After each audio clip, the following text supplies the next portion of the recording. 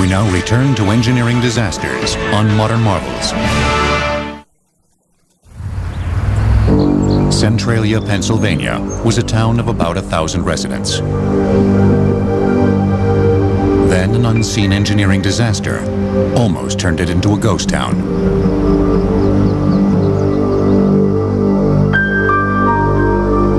St. Ignatius School closed probably back in the mid-1980s because of declining enrollment. Now it's just an empty lot. And this area actually used to be a playground, and there's still some evidence left in the iron pipes that exist, which were part of the swing sets. Between those two large maple trees was my great-grandparents' home, George and Julia Lokaitis, and directly across the street from them was the Hubert Eicher High School building.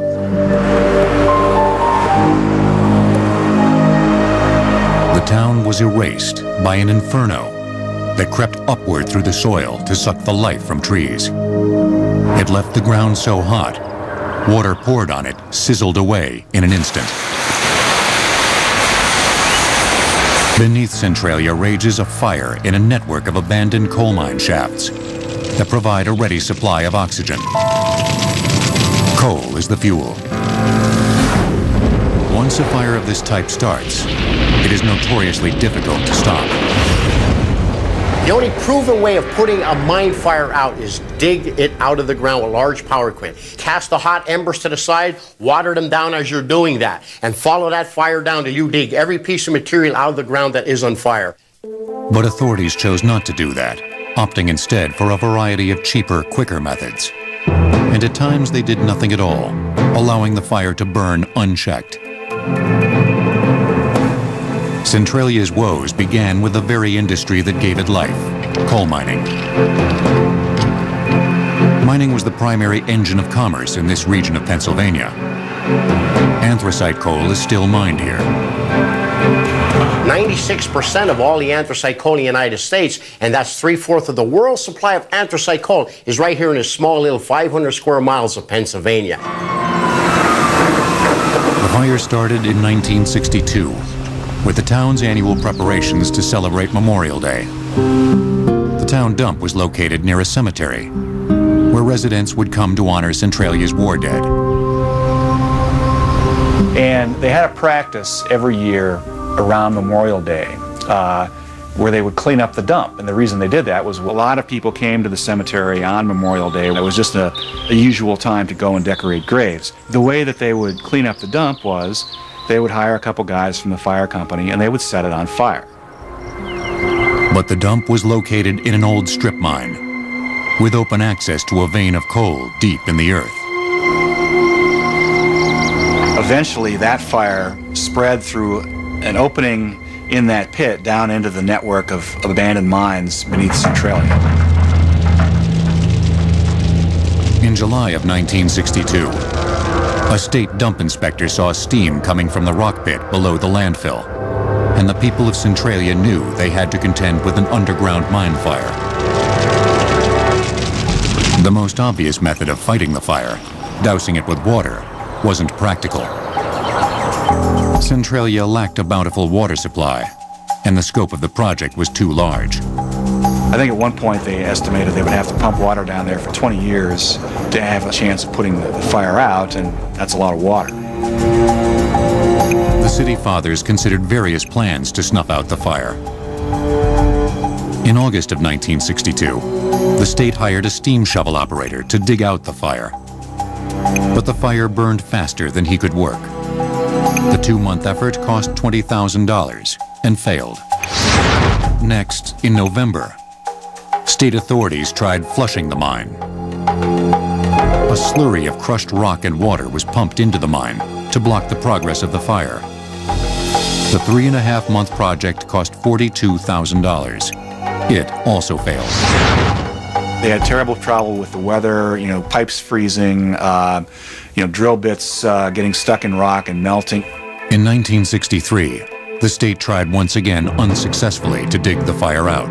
Then in 1966, it was the federal government's turn. First, engineers tried to create an expanded flush barrier. Then they dug a 240-foot trench. and tried to head off the fire with an underground barrier made of fly ash. Fly ash is a light powdery waste product of coal-burning power plants. It is blown into mines to fill up cavities.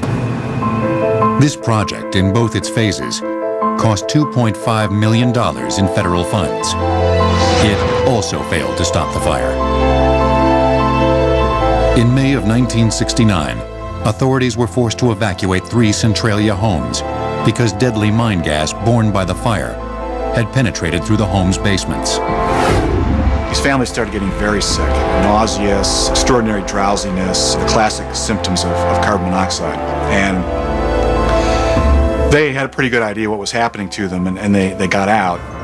Methane, hydrogen sulfide, carbon monoxide, and carbon dioxide. These gases kill by denying oxygen to the brain. They have long been dreaded by miners. Once the oxygen levels get down below 16%, you will have men collapsing. If the oxygen level gets down to 12%, you will collapse and suffocate on the floor immediately. Beginning in 1972, State Bureau of Mine officials dug a series of boreholes to allow for accurate temperature measurements. Thermocouple devices were dropped down the holes to measure the progress of the fire.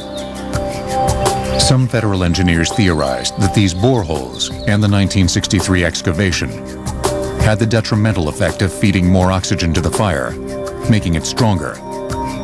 Toward the end of 1978, the excavated pit was closed off by federal authorities. They hoped this would reduce the supply of oxygen feeding the fire.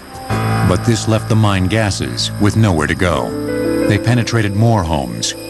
And in December 1979, the local filling station was closed because gasoline stored in underground tanks was heating up. State Bureau of Mine officials placed carbon monoxide monitors in homes and in St. Ignatius School. The monitors basically checked for carbon monoxide, and they were set to go off at a level that was of concern, but not at such a level that, you were in danger right at that moment. In the view of some Centralia residents, federal and state officials seemed merely to monitor the bad situation as it worsened. But really, although there was a lot of talk, there were no further engineering steps after that, other than an occasional round of boreholes just to figure out how far the fire had advanced. The boreholes revealed steadily rising temperatures, often in the 700-degree range. But on Valentine's Day 1981, a hidden danger came to the surface that at last focused national attention on the dying town of Centralia. A 12-year-old boy named Todd Dombowski was swallowed up when the underground fire weakened the soil, creating a hole. All of a sudden, he drops into the ground, up to his knees, and then to his waist, and then he's out of sight, underground. The boy was rescued, his life spared, and newspapers nationwide began to cover the Centralia story. The spotlight brought more help from the federal government. The people of Centralia would at last receive effective relief. But it meant leaving their town forever. They decided that the best way to deal with helping the people was to move them out of there. The federal government allocated $42 million for the relocation of the citizens of Centralia. The old homes were demolished, and the old Centralia was no more. By 1988, there were 42 people left.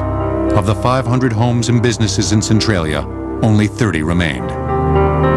I stay here because basically it's always been home to me. My great-grandparents settled here when they immigrated over from Lithuania. My grandfather was born here, my father was born here, and this will always be home to me, no matter how small of a town it becomes. Today, a handful of structures stare out at the once busy street. The fire still burns. Authorities estimate that more than 450 underground acres are ablaze.